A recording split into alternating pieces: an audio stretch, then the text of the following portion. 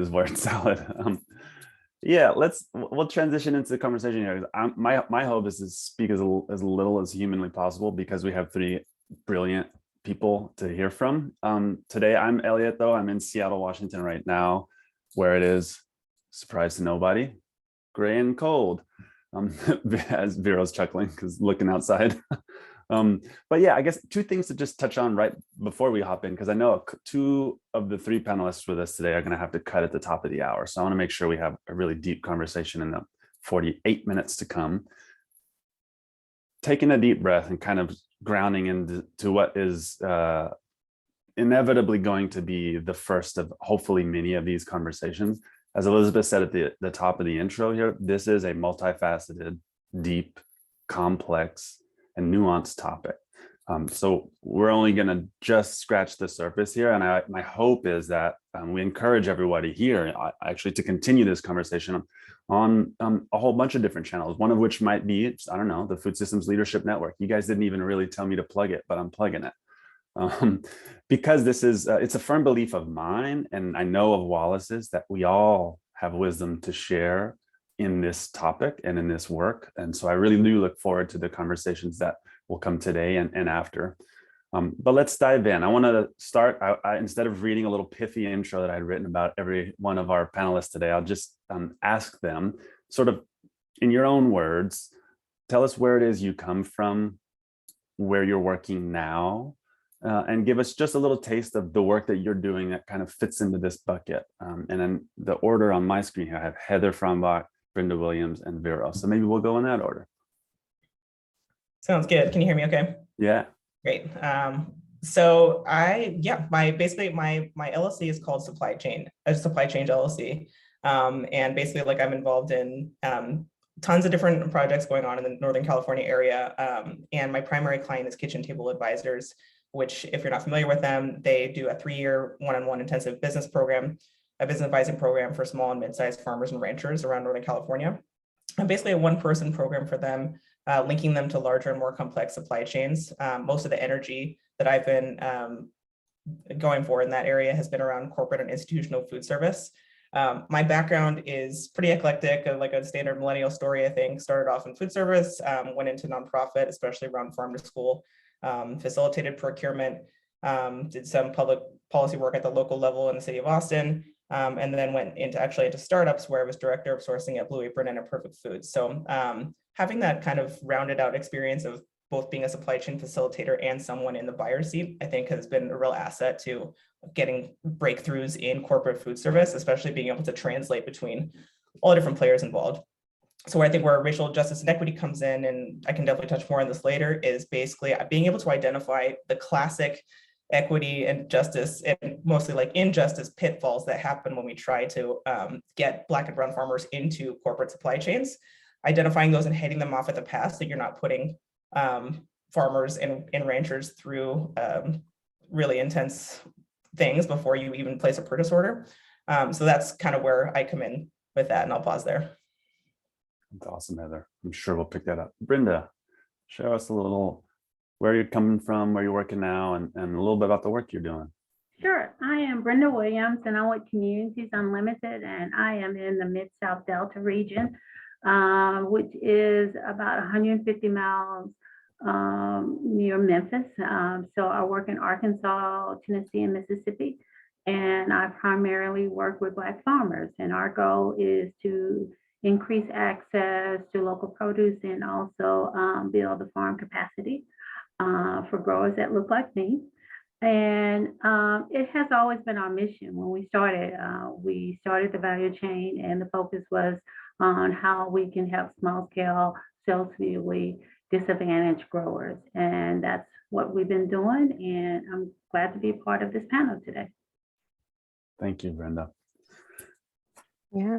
Hi, folks. Happy to be with you. My name is Vero Vergara. I am a small-scale farmer and a food systems organizer based in kind of the greater Seattle metro area. I'm about 35 minutes northeast from Seattle. I'm a worker of Hollow Farm, which is a little multiracial queer seed of what we hope is going to become a worker-owned farm. And I'm also the director and founder of Groundwork Food Hub, which is a newly formed, but kind of long time coming organization, just getting started on our, kind of organizational development journey. But Groundwork is a food and political education hub building community food systems for all. We do that by directly serving Seattle and King County communities through direct-to-community food distribution, cross-sectoral program coordination, and also developing farmer and consumer leadership in the local food system. So within Groundwork, we are creating consistent opportunities for farmers and individuals from marginalized communities to come together and nurture common ground and develop practical approaches to food sovereignty and other types of political organizing work towards a socially and environmentally just and livable future. In terms of value chain coordination, we kind of work across the local food value chain to coordinate production and distribution, specifically of locally grown and culturally important foods. And so our primary ways that we're reaching community is through close collaboration with public health clinics, community-based organizations, and also grassroots community groups. And we do all of this with an anti-oppressive lens to build culturally competent food access programming that is really centering and honoring the agency and the dignity of all people. And I'll stop there. So you're all three really bored, I'm sure, all the time. You sit at home all day. So much to dig into here. I don't know how we're going to do it in 42 minutes, but I guess let's start with this funnel and work our way towards some of the core challenges that Heather, you pointed to here in the system. And this is sort of, I'll throw it to all three of you. You're all clearly working with a lot of different people across different networks, even in your region and beyond. Naturally, value chain coordination requires multiple people being coordinated and working in some sort of network way. Tell us a little, if you will, and you can popcorn it. What does the term value chain coordination mean to you, and how do you see connections, relationships, cross-sectoral relationships, any way of networked relationships fitting into your work as a value chain coordination entity?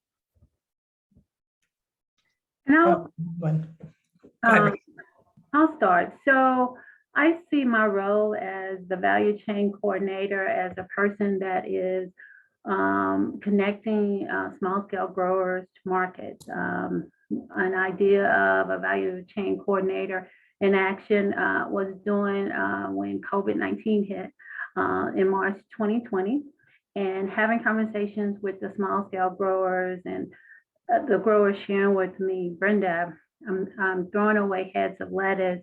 The markets have closed. I was normally selling to the schools, or I was selling to St. Jude, or I was selling to Rose College, and I'm going to have a harvest. And what am I going to do? So what I did, I immediately went to my CEO, Inez, and said, Inez, we got to do something. What can we do? She was able to secure $200,000. And I reached out. I did a whole lot of cold calling. I'm pretty much the person that I'll talk to anyone who will talk to me. So I reached out to a food pantry and said, this is what I want to do. Will you take the produce? We established a system, and we were able to move very quickly. We got the funding in May, and maybe mid-May, and a week later we were moving produce. And it was just an idea that, I thought about how we can help growers. And they were so excited, and we heard them. We said that we'll do direct deposit. We said we'll pay you within 10 days. We said market price, you determine the price. And they fell in love with that. And that's one of my favorite projects that I've done, because I think it was a way of empowering growers to realize that there's a way to sell your local produce. They were so excited. They still talk about it today regarding how we as CU helped them when they were in the bind. We had growers, small scale growers that normally sell at farmers markets. And so they average sales on a typical market day, maybe 500. So we had growers every week for about 12 weeks. Some growers were getting checks of 1,000, and some co-ops were getting checks of 10,000. And it was just amazing how that just really help them realize that you can scale up. They are wholesale ready. And I think it was an opportunity for also the food pantry. They were so excited. We worked with Pastor Mike, and he's over the food pantry. And the clients would say when we stopped or when the funding, we had used all the funding, they would say, Pastor Mike, where are the tomatoes? I mean, they just got so accustomed to having local and fresh produce. It was definitely a win-win. And to me, that was just a perfect idea of a value chain coordinator in action. That's awesome. Yeah, Vero, had anything to add there? Yeah, I'm happy to speak. I was just taking notes on some of those key points that Brenda mentioned. Yeah, so, value chain coordination, something that in our team, we really love with the theory of it. And so we've been studying there. But I think our work is really informed and comes from the place of, the whole team at small scale farmers and community organizers. And so similar to Brenda, right, there are just these organic ways. Sorry, I'm getting an unstable internet, so let me know if I'm clipping out. But yeah, I think similar to these organic ways that our communities are already functioning, expressing demand. I think about value chain coordination,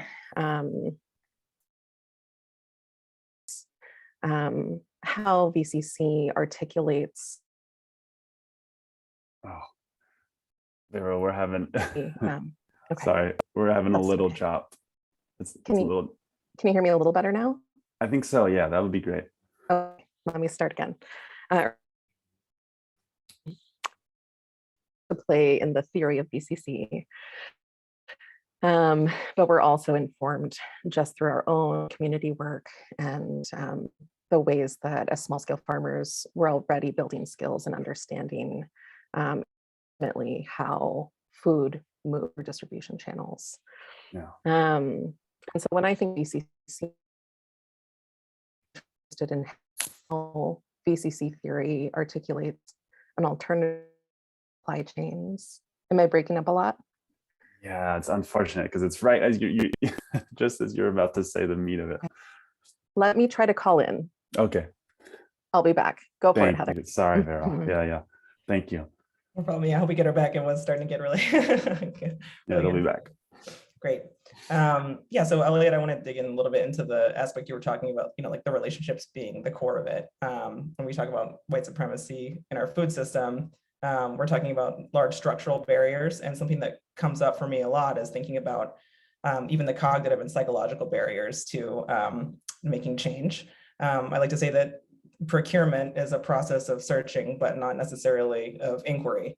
And so like when we talk about like the ways that when we encounter buyers who hold the vast majority of power in our food system, the social sciences posits this theory of interpretive labor, right? Where people who are more oppressed in a system tend to have to do the vast majority of the emotional and psychological labor for those that hold more power in the system. So we see this in food systems constantly, right? And this is where we see these equity pitfalls I was alluding to earlier, where a large buyer, say like a large food service management company, will say, I want to source from Black farmers. But as Brenda was mentioning earlier from a potential funder, they're like, and I want it in 5 minutes, get me this grant right away. Not in completely having a blind spot about what that means and the burden that it puts on people. We also see this in terms of the wild goose chases that Black and brown farmers and other producers get put on.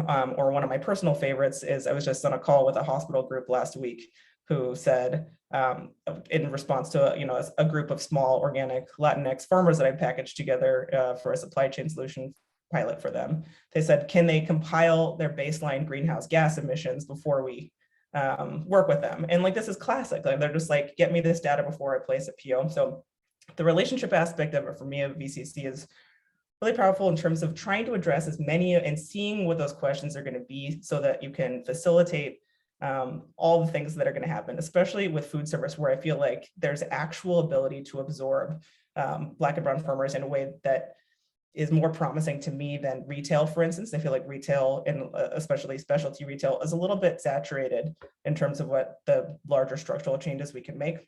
But in food service, being able to really tap into those cognitive and psychological aspects of the work with buyers, and being able to translate between all of those and anticipating what those can be, to me is a massive asset. And I actually have some content coming out later this month. I worked on a BIPOC sourcing pilot into Google and Artisan Sodexo over the last year that is still active, both of those with a group of 15 small organic Latinx farmers in the Salinas Valley, going into Google's Bay Area campuses and 6 accounts with Sodexo. So I actually developed a sort of like fleshed out version of that framework I was just mentioning, and that'll be published on January 28th. I'll be sure to send it out, and I would love some feedback on it as well. And I'll pause there. That's awesome. I'm excited to see that. Let's all cross our fingers and say, Vero, have you made it back? I think I have. You have. Brilliant. I think I have. Clear. Can you hear me? Yes. Beautiful. I'm so sorry to miss pieces of what Heather said, but yeah, to continue my thought earlier.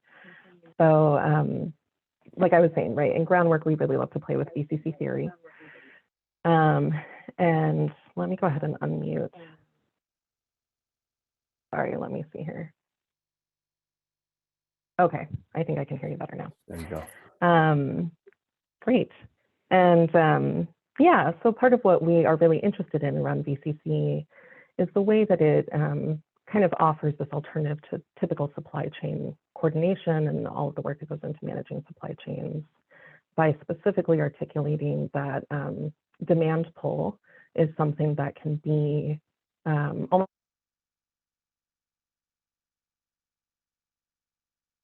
Oh no, I think did they get muted? Is that mine? Did I mute myself? There you go. Okay. Well, this is crazy. Hot potato.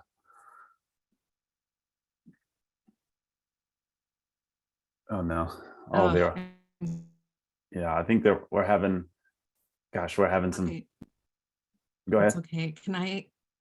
I'll chat in my responses. Sure.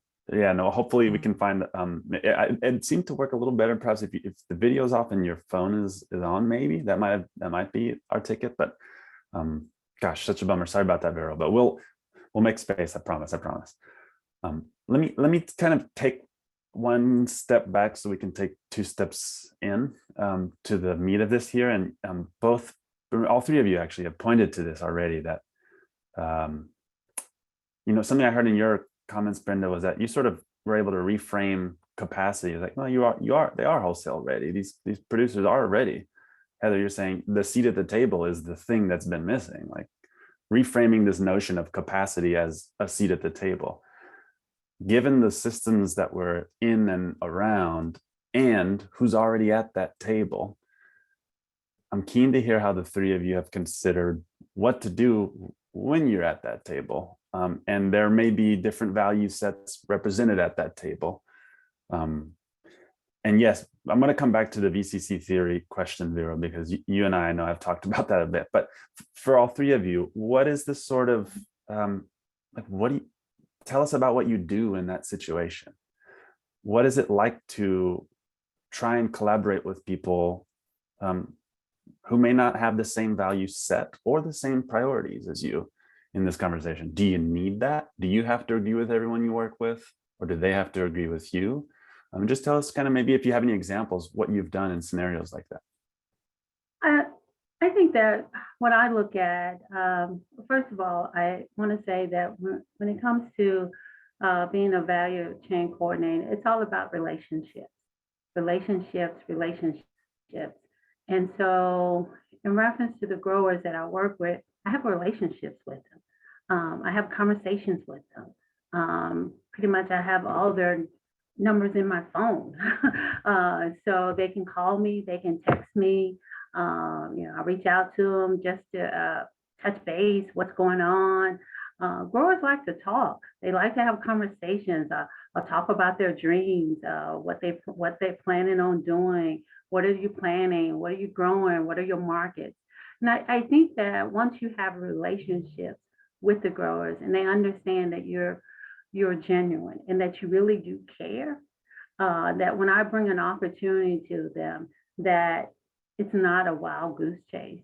And especially the growers in the Delta. I think that so many times, I think whether it's corporations or foundations or just people, they come to the Delta. And so many growers have had this idea or this venture, and then, you know, they were just left with something that some foundation or some organization did not follow through. So they are definitely ready to scale up. They're just looking for that opportunity. And they're just looking for someone that really wants to improve their farm capacity and that really care about them.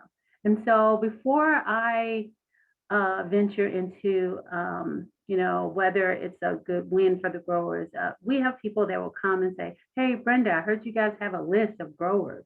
Let me have that list. And that's something we don't do. But yeah, I mean, often, let me just give me your list, really? But no, I mean, we value our list because we value our growers.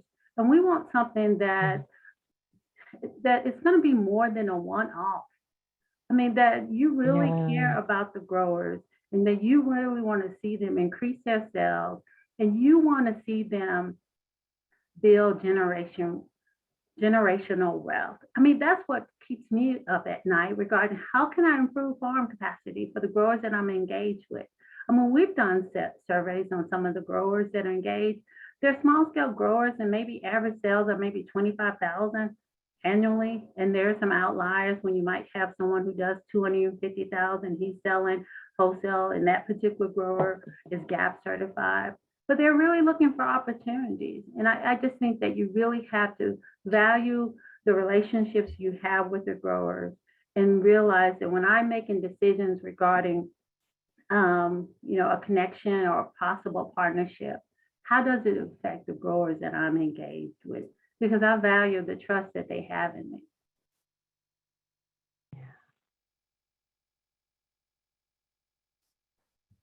Amazing. Thank you, Brenda.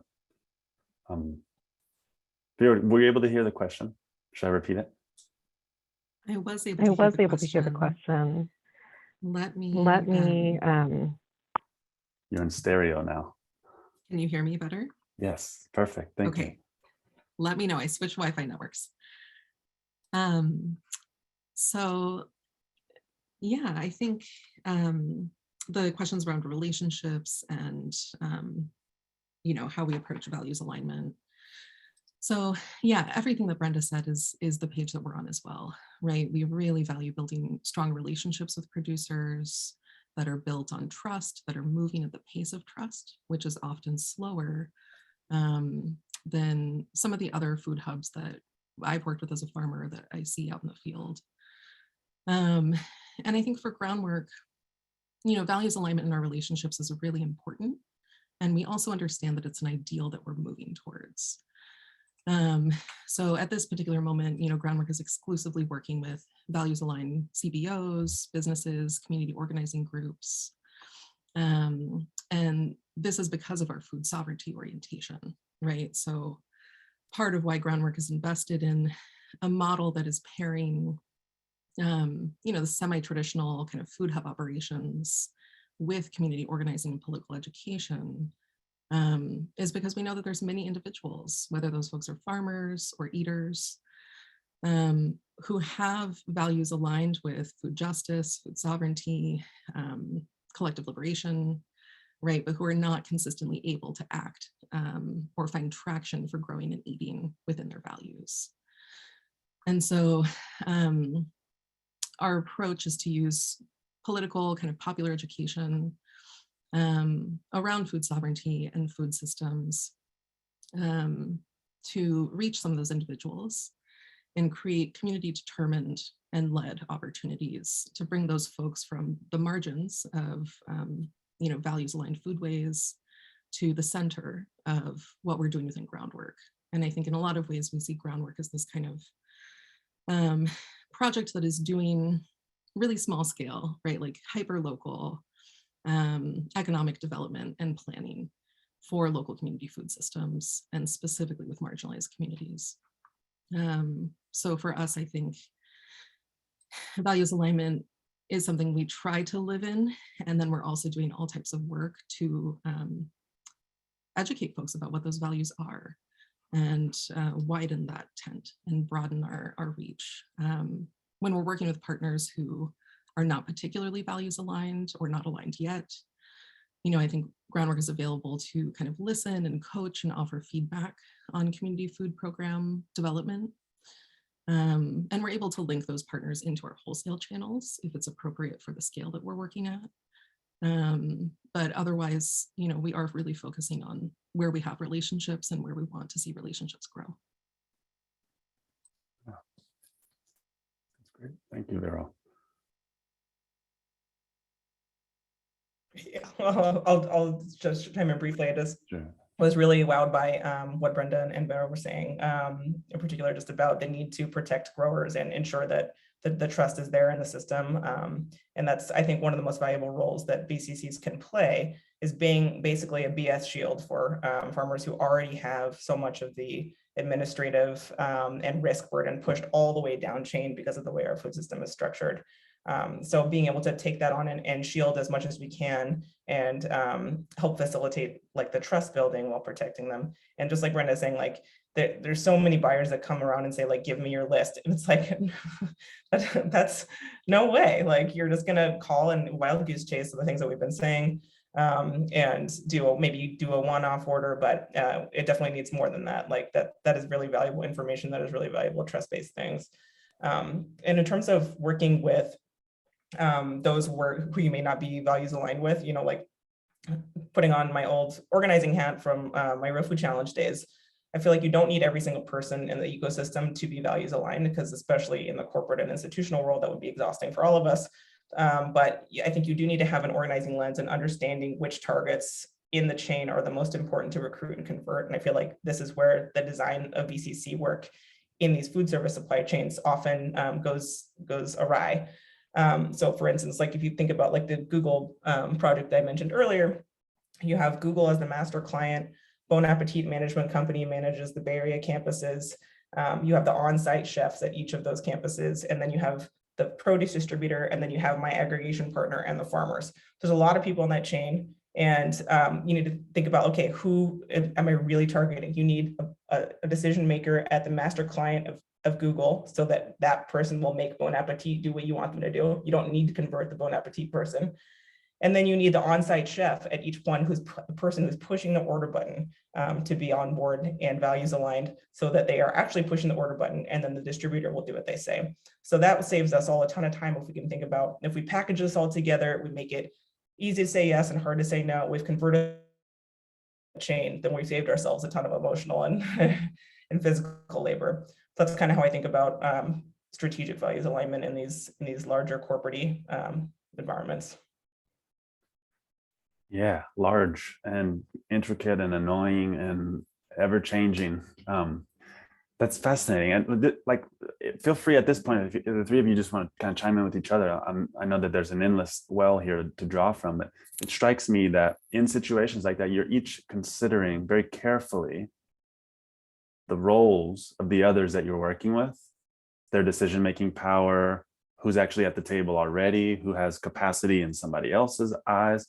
Help us think how you, how do you think through, you got 40 or probably more like 80 hours a week doing your job, prioritizing that work? Because I know, I imagine, I'm going to take a wild guess here, most of the people on this call who think of themselves as doing value chain coordination work are exhausted. Raise your hand if you're exhausted doing this work. Yeah, I think we all feel some existential dread when we think about the endless list of people that we need to work with.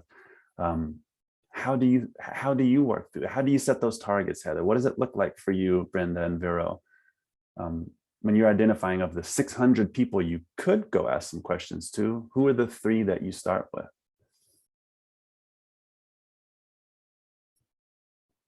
I think that in reference to the way I look at it, I do a lot of research on the organization or the person. Again, when it comes to growers, I guess I'm really protective regarding, if this is going to be a win for them. You know, do you really care about the growers? Or are you just in it for a photo op or a press release? And sometimes I think I'm too cynical because I don't want them to have this opportunity and then it not work out well, or a buyer.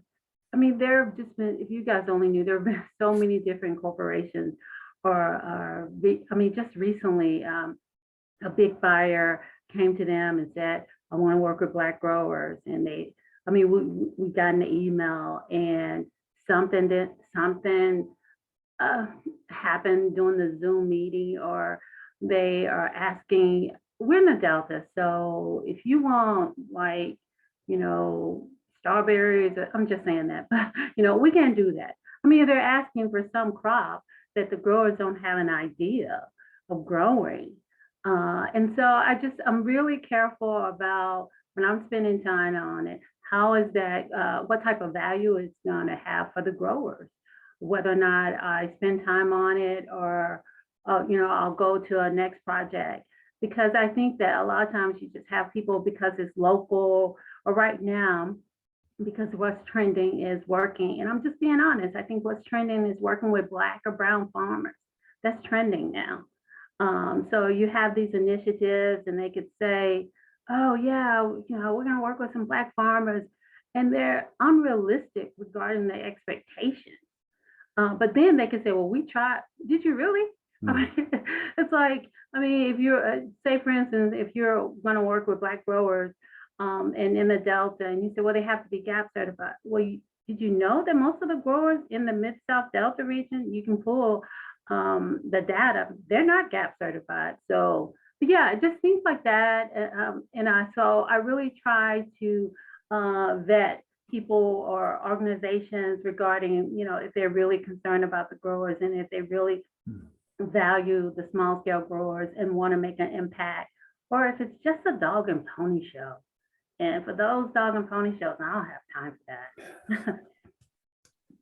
Absolutely. Yeah, a round of applause for that, Brenda. And I think similarly, right, when we're working with marginalized, underserved farmers, there is this protective reality to resisting tokenization that I think is more and more part of how the food system is, you know, definitely contributing to some level of economic self-determination for Black and brown communities, but at the same time also speculating upon that economic and kind of intergenerational wealth that those individuals are trying to build for themselves. And so, yeah, when we're thinking about, you know, picking and choosing relationships, a lot of what Heather said of bringing in that organizer context and that skill set of identifying who it is that we need to talk to, who it is that we need to specifically kind of have, you know, targeted or more in-depth outreach to bring them into our vision and get them kind of practicing in this mode. So our organization, run by small-scale farmers and organizers, you know, we're intimately involved and aware of the social and the economic conditions that marginalized people like ourselves are living within. And so I guess something that comes to me is, you know, I really believe that VCC work has been around a lot longer than maybe the theory of that practice puts forward. I'm coming from a place where I truly believe that communities of color and communities that are resisting violence and oppression have this generations long legacy of effectively value chain coordination. And we see those examples, whether we're looking at faith communities, strike kitchens, mutual aid, or other types of kind of informal community economies that are run by our aunties and uncles and cousins and community members, right? So I see this reality where people of color have been stewarding cooperative and coordination heavy models of food production and distribution for generations to meet our material needs. And within groundwork, we're really de-emphasizing that like luxury consumer demand for organics or for, you know, X, Y, and Z special foods. And instead we're prioritizing the demand from underserved communities. And so I think, you know, a concrete example would be we partner with public health clinics to run mobile markets during the growing season. We don't do full year-round programming at this point.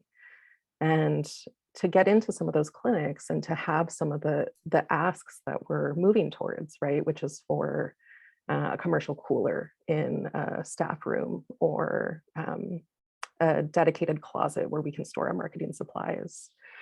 What we have to do is identify who is kind of a representative in local county government or city government who really believes in food justice. And then we also have to go clinic by clinic and understand, you know, who is the person who's running that nutrition program? What are the wraparound services they already offer? How can we fit into their vision of bettering those wraparound services? And then also, you know, who are the staff members who are going to be our regulars? Who is the person who's going to help us unload the truck every time we come by? And I think it's with that type of holistic, to me, that comes from organizing perspective, where we get to really do that kind of protective work for farmers. That also means that we're in a role where we are always consulting with community and building community-led directives for food production and food distribution. Man, y'all are awesome. Oh, this is amazing. It strikes me that there's like a core thread here that transactions, as they have always been, that occur at an arm's length is the problem. And we dig into this, I know, in the training, and I think in all of our work struggle against the fact that supply chain thinking doesn't consider much more than price and whatever can be established at an arm's length. But all of your work requires considering the impacts of the thing you're trying to sell or the transaction that could happen. And you can only do that if you're closer than an arm's length away. So building those relationships, whether they be the person who's going to unload the truck or the regional Compass Group or Sodexo representative that's going to tell everybody else what to do. Establishing a relationship at any level, micro or macro, feels so important. And you've each sort of pointed to this notion, and that's informed a lot of my work. That's effectively harm reduction at a systems level here. We seek to BS shield, as Heather said, or kind of do some of the protective work that both Brenda and Vero have named. And I'm curious because I want to have a little bit of time before Brenda and Vero have to leave us for audience Q&A. But you know, we've all brought lenses, experiences, and training or just wisdom in its many forms to this work. I'm curious, what experience, studies, or wisdom informs at the core level how you do your work, and why is that important to you? A small question.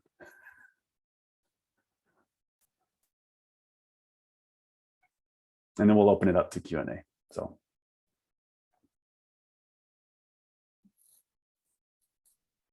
You can go first. It is a very juicy question, so I will try to keep it tight. But yes, absolutely. Harm reduction, somebody in the chat, trauma-informed approaches to care are really our bread and butter.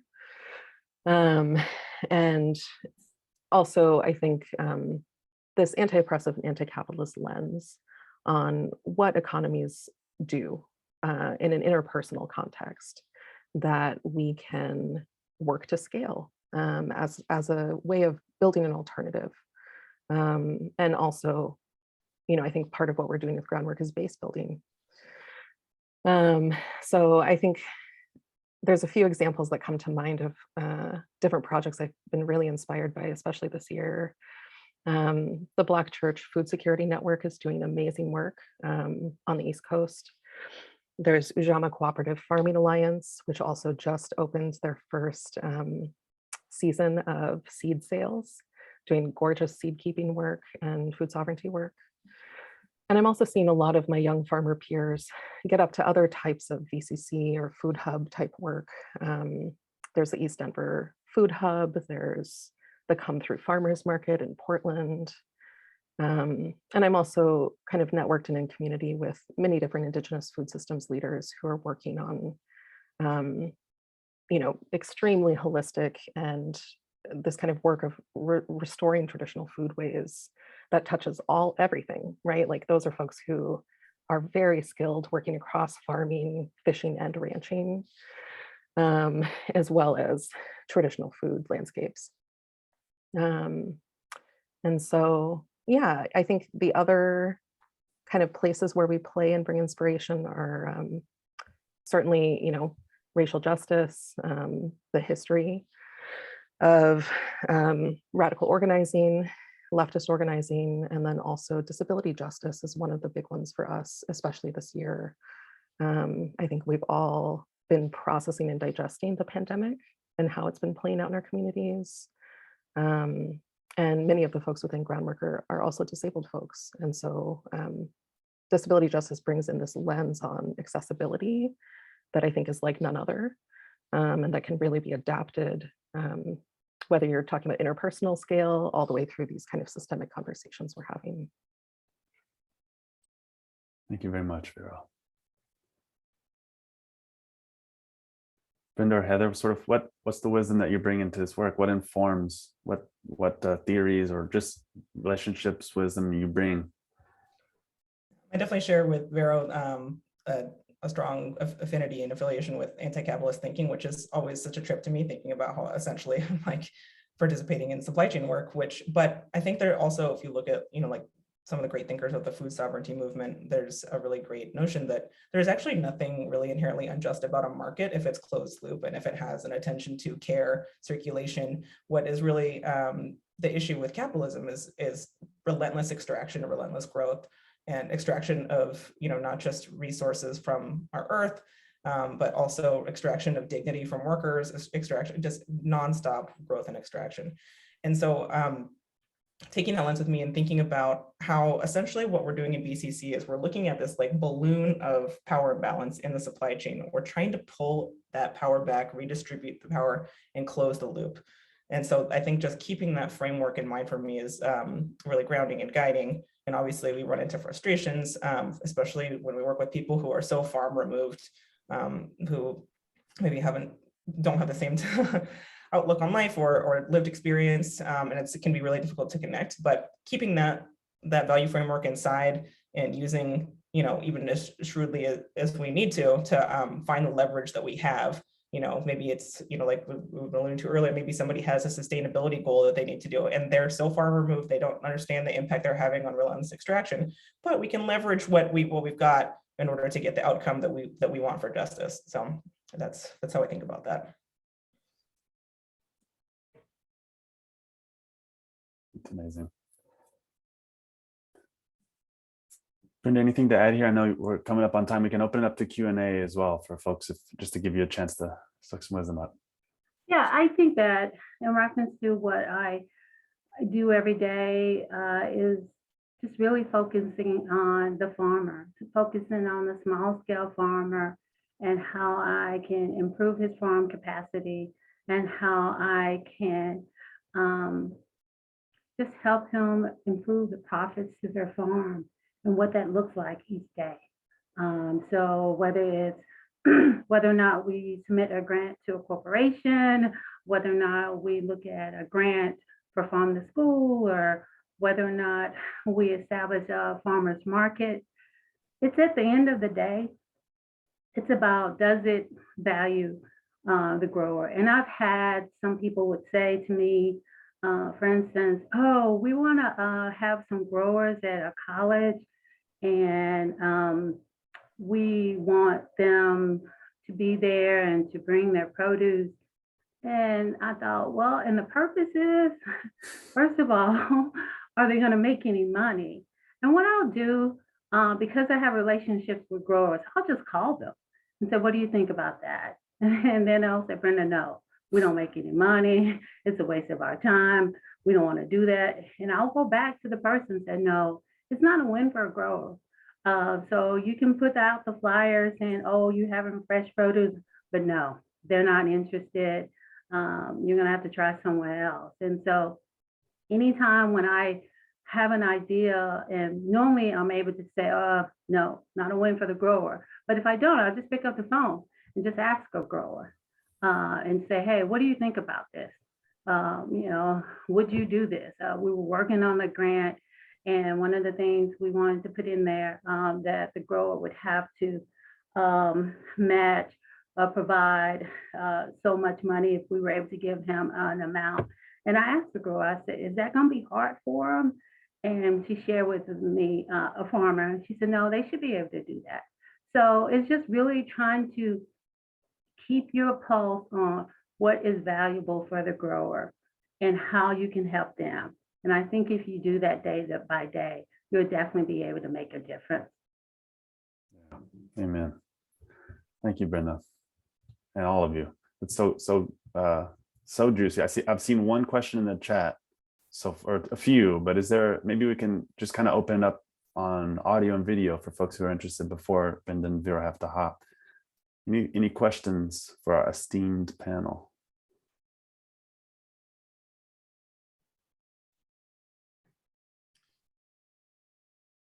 Hey y'all, this is Laura in North Carolina. Oh, So we are working on a new farmer collaborative group, inning days. Just wondering, I yeah. hope Well, you guys can hear me. we're having a hard Participating time, Laura. governance. You sound like you're in one of those robot voice machines. Maybe kill the video if that would work. If you can turn that one off, maybe increase your bandwidth. I'm not sure. I never know these days if that does anything. Governance question above. Oh, directed me to it. I think Laura's question, and I'm going to take a leap here for the panel. How can farmers participate in the governance of value chain coordination, the decisions that get made? I'm assuming that's part of the spirit of that question. What's a way to incorporate farmers into that process?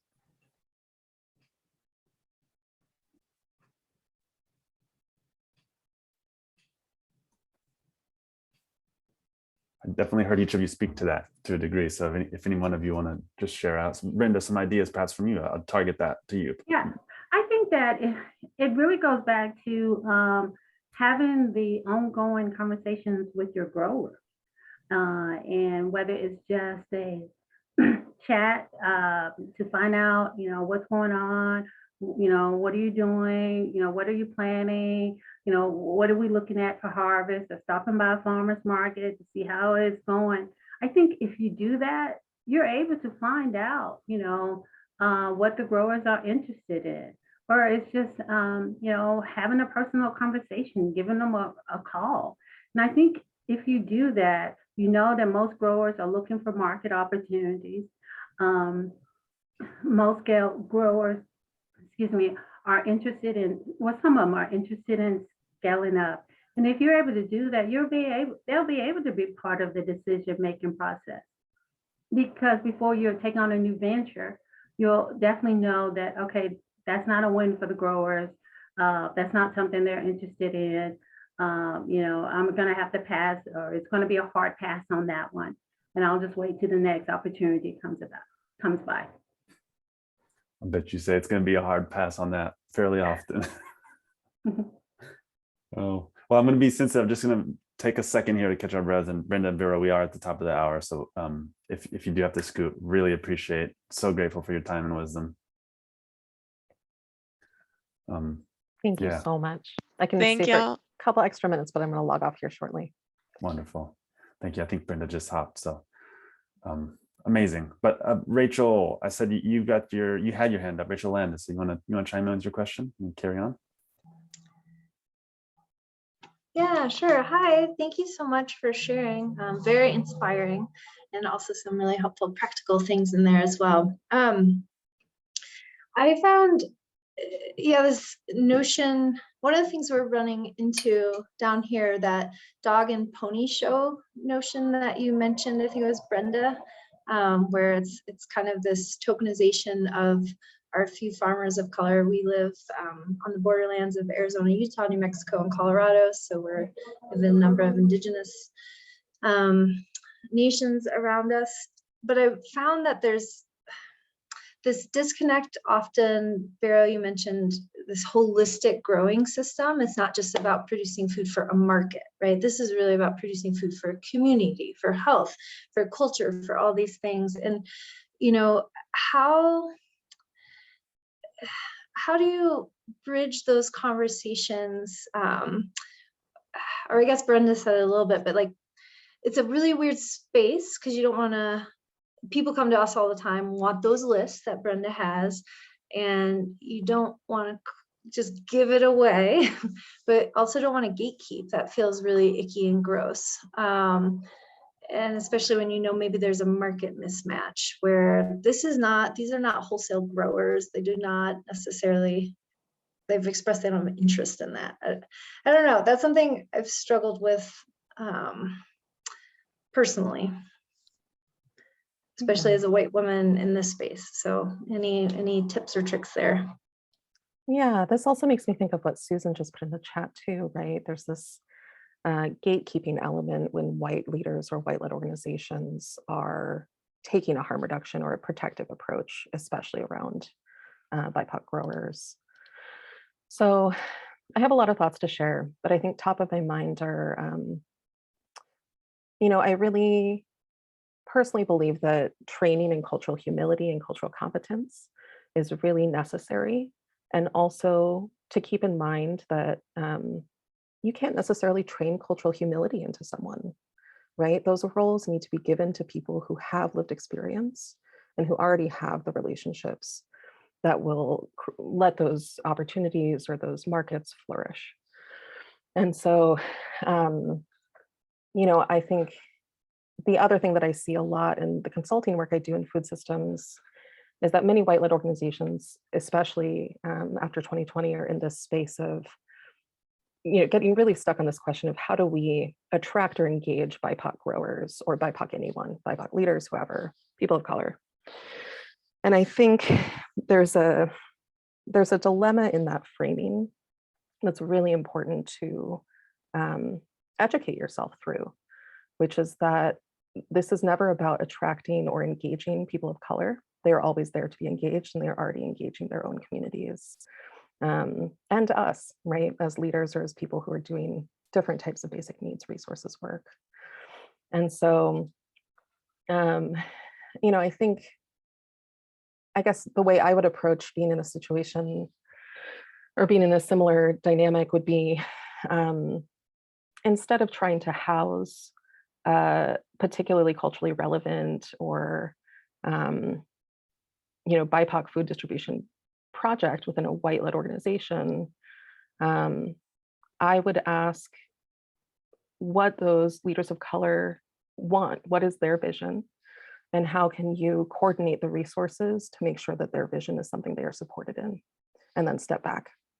You can be there as the wholesale supplier if somebody needs a stable place to get produce from.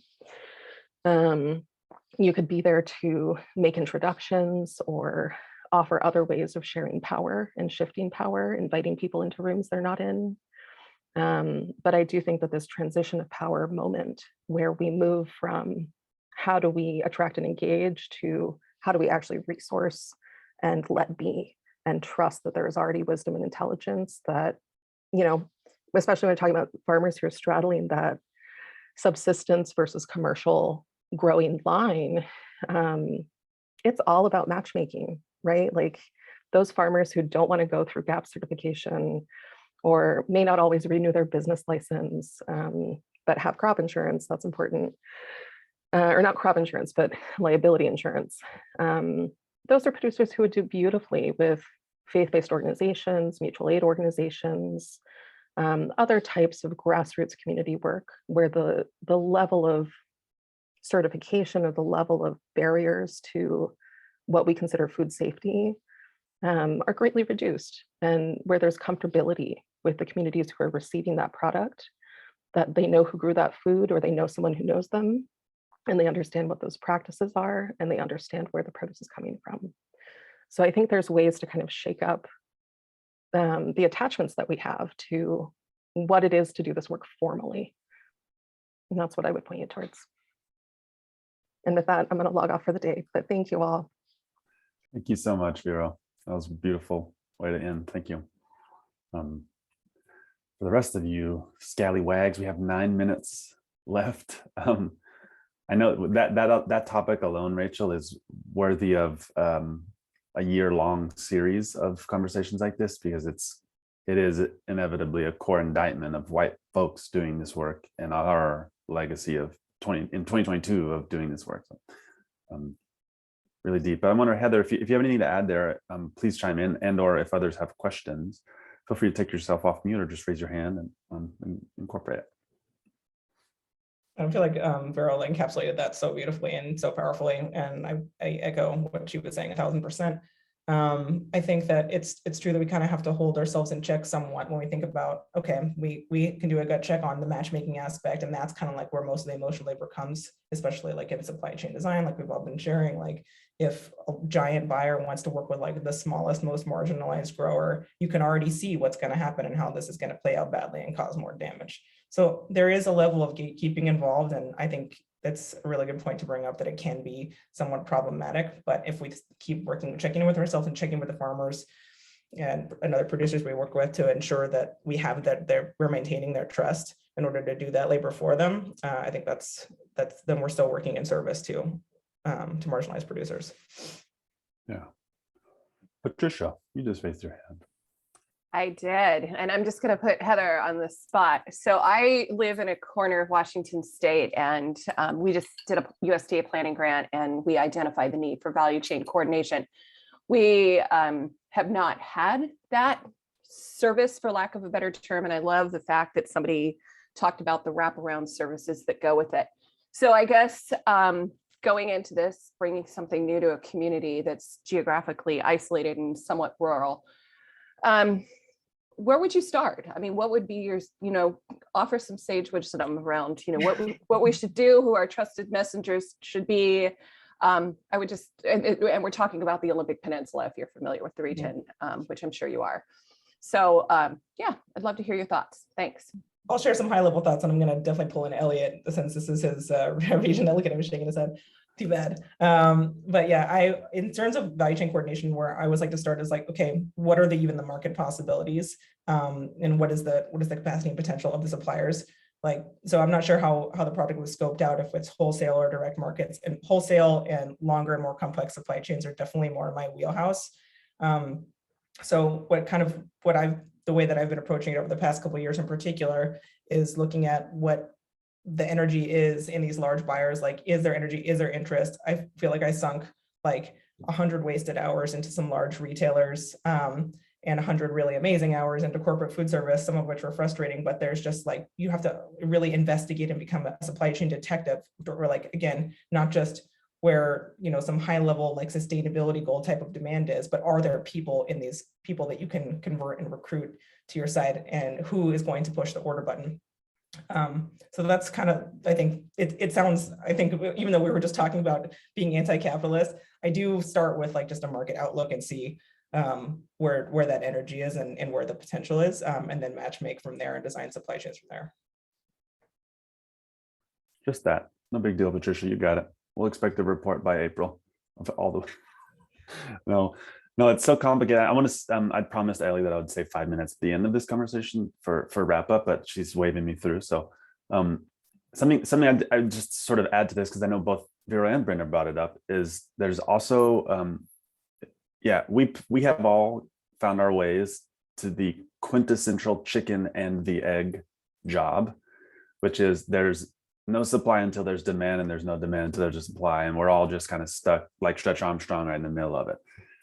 And so the role of education to both ends of that transaction is critical. And Heather, you talked to this, and Vero's spoken a lot on this, on the buyer side, demystifying the process that they would need to actually go through to access a wholesale supply chain for a grocer or something like that.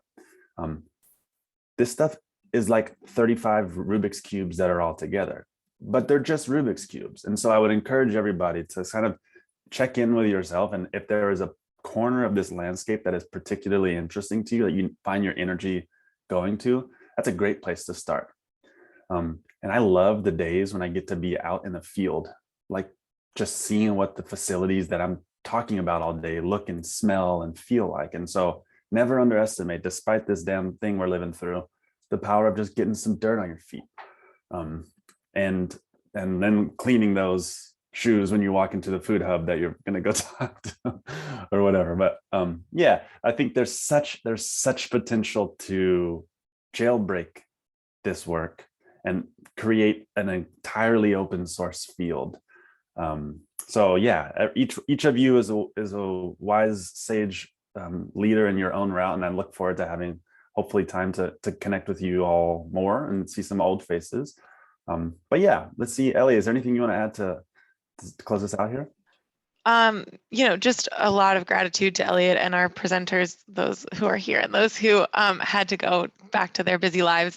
This is like such a rich conversation because it's very practical and also very theoretical at the same time. Like there's so much heart and thought in all of this, but also there's real questions that people are trying to make decisions about every day in their work.